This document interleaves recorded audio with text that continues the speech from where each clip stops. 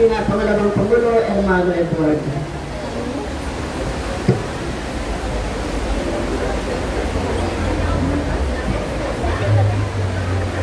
Magandang umaga po sa ating lahat na kapatid. At mga unang mga bisita po natin, ang ating Pangulong Pangkalahatan at ang kanyang kalihim at ang First Lady ng UECFI. Magandang umaga po sa inyo.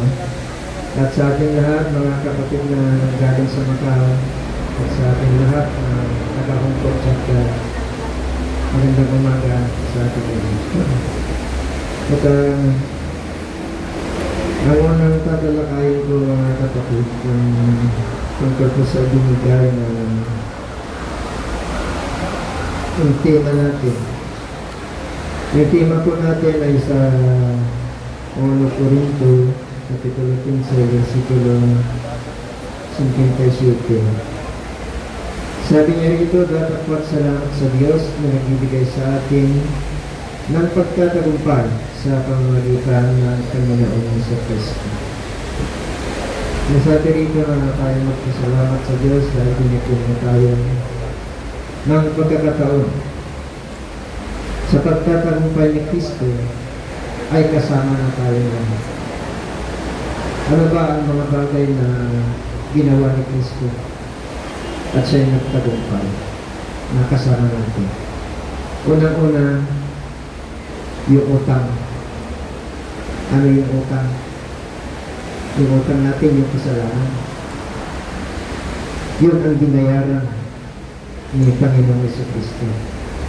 Anong ginamit niya? Yung kanyang tubo. Dahil sinabi niya doon sa yung ginanap yung lasakay, na sinabi niya doon na ito ang aking dugo na tutubos sa kasalanan ni Dahil ibig sabihin, binayaran na niya yung utang natin sa Diyos.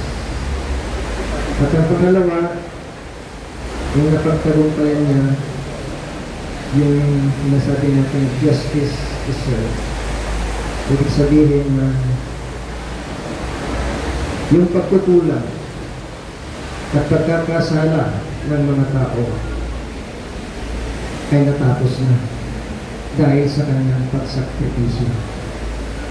At ang pangatlo, sinabi niya ng the battle has won. Ibig sabihin, nagtagumpay siya sa pakikibaka. Sino bang kaaway niya? At kaaway natin? Yung mga masasawang lahat. Yung ginagawa natin mga kapatid, yun ang kaaway natin. At nagtagumpay siya, at ganun din tayo mga kapatid. Paano rin tayo nagtagumpay? Sa pamamagitan ng pagtanggap sa kanyang salita. Tinanggap natin ang kanyang salita at ang kanyang mga aral ang tinuruan tayo. Sumunod sa kanya, doon natin nalaman at doon na rin nakita ng Diyos na tayo ay nasa kanya at kasama niya tayong nagtagumpay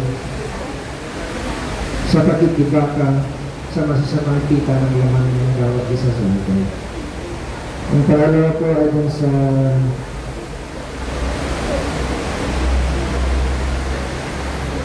doon na lang ako sa tinapay ng buhay para maiksi ang oras kasi mahanap malapit na mag-alas-12. Dito po sa tinapay ng buhay sa pangalawang Corinto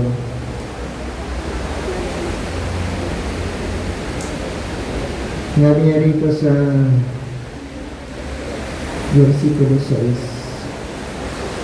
hanggang 10. Sabi niya rito, kaya kami laging malakas ang loob at nalalaman namin na samantalang kami na nasa lahanan sa katawan ay wala kami sa harapan ng Panginoon. Ito kung sabihin na kung tayo nga ay nanatili pa rin sa pagiging laman ay wala tayo sa tahanan ng Diyos. Ibig sabihin na binibigyan natin ng halaga ang mga gawain ng laman, hindi po yung spiritual na gawain. Kasi mga kapatid, tayo kung minsan, malaking pangagpampang niya, maraming dahilan. Maraming dahilan kung minsan dahil hindi tayo makakadalo sa araw ng Sabat. Pero minsan, birthday ng kaibigan ko, napunta kami sa ganito, mag-beach, o kaya ikakasal. Ganon, ang katwiran natin. Pero hindi natin nalalaman na higit na mahalaga ang pakikipagtipan natin sa Diyos kaysa yung mga bagay na yun. Dahil ang sabi ni Salomon sa kanyang sulat sa Ecclesiastes, na ang puso, kalimutan ko na, ang puso ko na nagibaat at nagipagrarambakan. Yung puso yung masirot ko ng at naigay pagtutukawan. Yan ang sinabi ni Salomon. Parang basahin sa Tagalog niya. Na isang taong marunong, may karunungan, doon siya sa nagdadalamhati. Pero yung mamang, doon siya sa nagkiriwa. Bakit? Bakit gano'n, mga kapatid? Dahil ang sabi pa ni Salomon, ayon sa sulat niya, Kapitulo 7, versikulo 1, na kung doon tayo sa nagkakasayahan, hindi doon sa nagdadalamhati, sinabi niya doon na, basahin ko na, kalimutan ko.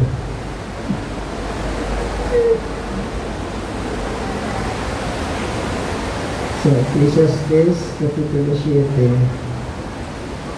versikulo 1. Sabi niya dito,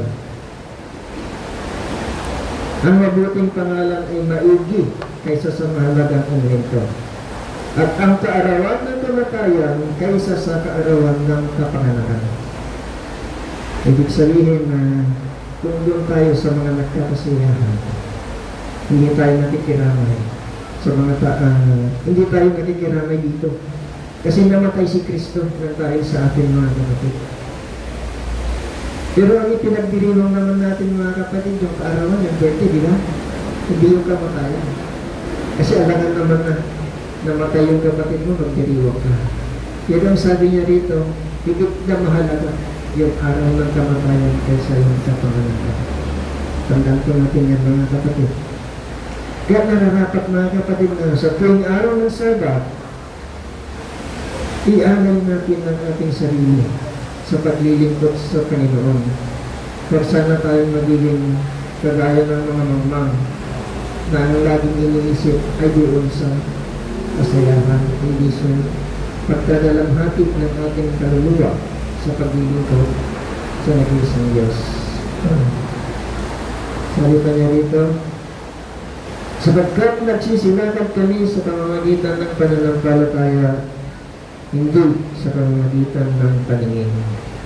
Tama po mga kapatid, tayo mga Espiritista, na nagsisilakan po tayo sa pamamagitan ng pananampalataya, hindi sa paningin. Kaya ng iba, ang sinasabi nila na gusto nilang makita ng palatandaan ng kapangyarihan ng Diyos sa pamamagitan ng mga Espiritu Santo. Sa atin, hindi na kailangan. Dahil nandito na sa ating puso ang Espiritu Santo ay kaloob sa atin ng Diyos. Paano natin natatanggap ang Espiritu kaloob sa atin ng Diyos? Sulat ni Salmo, Kapitulo 6, versikulo 63, sabi na doon, ang mga salitang sinalita ko sa inyo ay Espiritu at buhay. So, ibig sabihin, kapag tinanggap natin ang salita ng Diyos, tinanggap na rin natin ang Espiritu kaloob sa atin ng nag-iisang Diyos.